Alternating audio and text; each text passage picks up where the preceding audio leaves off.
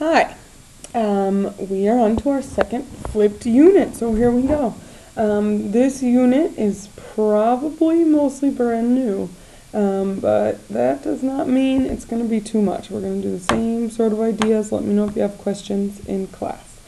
I am going to start this one out with the dice this time. Getting a little nuts here. Yeah, let's just keep it at 4. It's a good number. All right, we'll roll it. Add this one up and enter that into the CPPs. All right, so we are going to talk exponential and logarithmic. We're not doing logarithmic yet, so we're going to start sort of in this exponential area. And hopefully you notice that exponential, exponents, hopefully you've heard the term before, probably in science, maybe in other places, but exponential growth or decay. And what that is really large growth, like population a lot of times has exponential growth, or really large decay, or not, that doesn't mean like getting bad, but sort of getting really small, a lot smaller as well. Sort of the real world application of that. And so we're going to start this by looking at exponents, really. And so what you see here is what an exponential function is, and this we're going to look more at in 2.2, but 2.1. An exponential function is a function in the form f of x equals b to the x, okay? This b here is what's called the base. This x, obviously, I hope you would know, is the exponent in our equation. And b is always going to be a number, usually x is as well. So some examples of ones we've seen. 5 squared equals 25. Right? What happens when I have a negative exponent? Well, hopefully you remember. What happens is this needs to come down. So this is like over 1. This flips 1 over 5 squared. In order to make this positive, it comes down. If it was in the denominator, it would come up. And so this becomes 1 over 25. And how about 5 to the 0? I'm also here just reviewing some exponent rules that we're going to use in this chapter. A reminder that anything raised to the 0 power equals 1. Okay? Anything to the 0. So no matter what my base is here, so b here in all of these is 5, right? No matter what my base is, if it's raised to the 0 power, it equals 1. And so, rational exponents, you'll remember rational expressions. We did them before our flipped units. And rational means basically that you can set up these terms in fractions. And so what this says, so what if x, right, x is our exponent, is a rational number or a fraction? And so in this case, x is going to equal p over q, right? So this actually says b to the p divided by q like that. This is the exponent. And so as we know, q is greater than 0. P and q are integers. Q is greater than 0. So integers, you'll remember, are whole numbers, negatives and positives. So -2, -4, also 2, 4, 1, 7, all of those. Q is positive. B is a positive real number.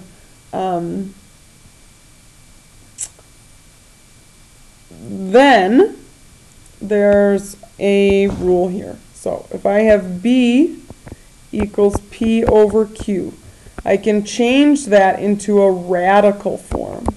Okay, radical is a root, and we talked about these as well. My base goes under the root. We're used to calling this a square root, but it's not actually a square root. It could be any kind of root. Okay, and so what happens is, if it's a square root, there's this invisible 2 here. I think we've talked about this. But it can be a different number, okay? And so what happens is this q, the denominator of my fraction, is actually the number inside of here. And then p, the numerator, becomes an exponent of that term. And you can write the p on the outside, or this could be the qth root of b, and p can be an exponent on the inside. And it sort of depends on which makes the problem easier for you, the one that you'll use. Sometimes you'll put it in here, sometimes outside. I usually put it outside, okay? But that depends. So let's try some changing from one form to another. So this is rational expressions to radical expressions.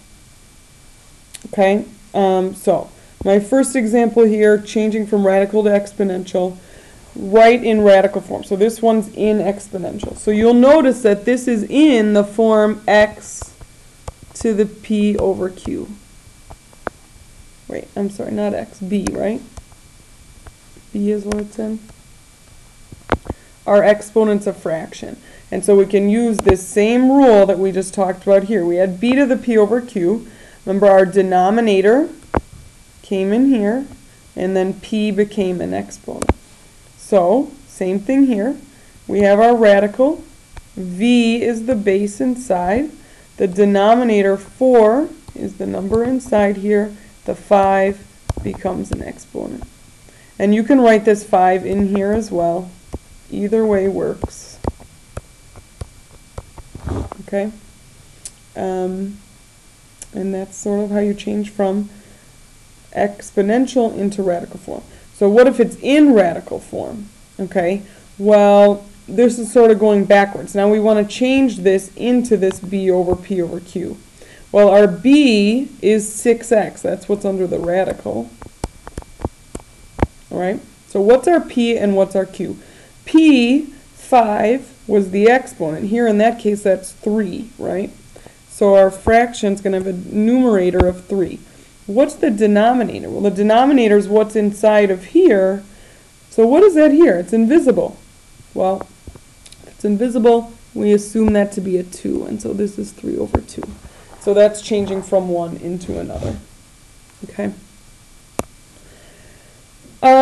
Let's do a little review here, simplifying radicals, because this is what we're going to need to do to actually simplify the exponential terms.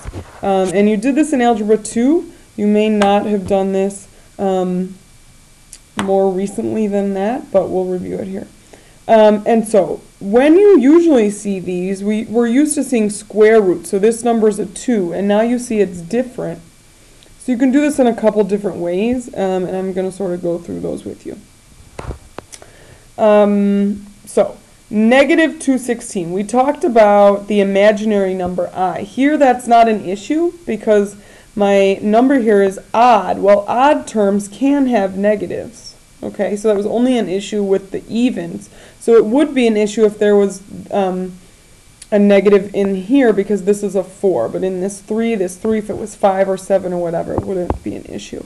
And so you can still break this down in the same way. 216 divided by 2 is 2 and 108. Okay, 108 is 2 and 54. 54 is 2 and 27, right? 27's 3 and 9, 9's 3 and 3. And so you'll notice though that we also have negative here, so we've got to take that into account. And so what happens is, instead of wanting a pair, that's only because this was a 2. Now we have a 3. We want groups of 3. Okay, so we have 3 2's there and we have 3 3's, so perfect. We can take both of those out. Okay.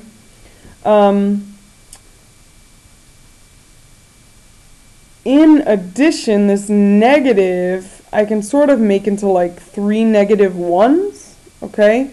And so the negative is negative 1 times negative 1 times negative 1. And so again, there's a pair here. This turns into a negative 1, or not a pair, I'm sorry, a group of 3. And so same thing as the other one. This comes out, the negative 1 comes out, and they multiply. So 2 times 3 is 6, times negative 1 becomes negative 6. And that's my answer. Okay, I'm going to erase this again. You can pause this and go back. What I also notice is that if I get my calculator out here, did I find that? Okay, and this is going to become really helpful in this chapter if you start to memorize these, which ones are the bigger exponents. And so I know that 6 times 6 times 6 ends up being 216. Okay, so I already have here a pair of 3. Not a pair, I keep saying pair, but a group of 3. Okay, so I already know that 216 is 6 times 6 times 6. Okay, 666. It's not the Illuminati. Okay, everybody calm down. And also the negative, well, there's 3 of them, and so I can say negative 6, negative 6, negative 6. That adds in the negative ones. I have a pair of 3. This comes out, and so again, my answer is negative 6. So if you can remember that 6 times 6 times 6 is 216, and the more we do these, the more you will, the easier this problem will be. You don't have to do all that breaking down. Okay? All right, 4th root of 162. Because this one's even, 162, you know what, I could try some of these out. 4 times 4, I already know that's 16, so it's going to be bigger. All right, 64, nope, didn't get me there. So times 4 again, 256. All right, or already bigger than 162. So 4 is not going to work evenly here. So we may not have an even form. So this 162, I'm going to start by just breaking down again into 2's. So 162 is 2 times 81. 81 is 9 times 9. All right, but I want 4's, right? So I can't just take this pair of 9's out.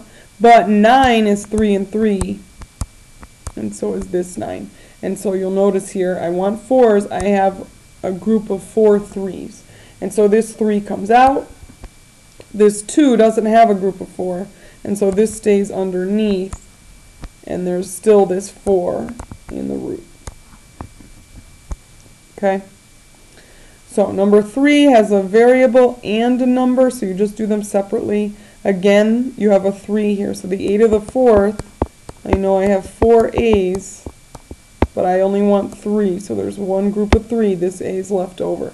56 is 2 times 28. Again, I started this because I already know that 56, there's nothing really that multiplies 3 times to be 56. And so 2 times 28, 28 is 2 times 14, 2 times 7. All right, this can't break down anymore. I'm looking for a group of 3. I have a group of 3 here with these 2's. And so this is going to come out, and this is going to come out. They multiply together. So 2 times a comes out. And under the radical, I'm left with 7 times a. Okay, so this review is going to help us. These are the ones that we're going to be looking at, simplifying rational expressions. So remember back to the rule we had 3 slides ago, right here. B to the p over q, the denominator comes in here, the p becomes the exponent, the b goes underneath the radical. All right, so here I have b is 64, so I know that's coming in here. 6, the denominator becomes inside, and then 1's the exponent. Well, you know what? Anything to a 1 power stays the same, so I can just put this 1 in here, and really this is just the 6th root of 64. Okay, so I can again break this down like we just did now, but I am pretty sure that the 6th root of 64 might work out perfectly. So I'm going to try it. Remember with exponents, 2, oh, there's no exponent thing on this calculator. All right, well, 6th root, so 2 times 2 times 2 times 2 times 2 times 2. 6 times, right?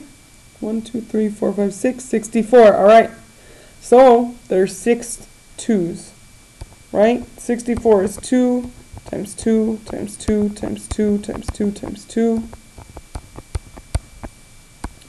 A group of 6, and so my answer here is 2. Okay. Next one, 8 to the negative 4/3. Oh man, I got this negative exponent here. Well, I have to make it positive. So you remember back to that first slide we talked about that. This is over 1. So this is 1 over 8 to the 4/3. And so everything that I do here is going to end up being in the denominator. And so 1 over, same thing, change this into a radical form. Okay, same idea here. So 8 is my base, stays under here. The denominator 3 comes in here. I don't really want to raise this to the 4th power. I'm going to put it out here. That's because I know, and again, you guys got to look at this a little more, that the third root of 8 works out. So we want 3 numbers to multiply to be 8, and the same number. And so I'm pretty sure that that's 2 times 2 times 2. Yep, so that ends up being 8. So I already know here, this is a group of 3. And so this now simplifies to be 1 over, the third root of 8 ended up being 2, but I still have that to the 4th power. And so my answer is 1 over 2 to the 4th, which I know is 16, but I can just this is already 2 to the 3rd, so multiply this one by 2, and we can see that that's 16. All right, so that is 2.1. See ya!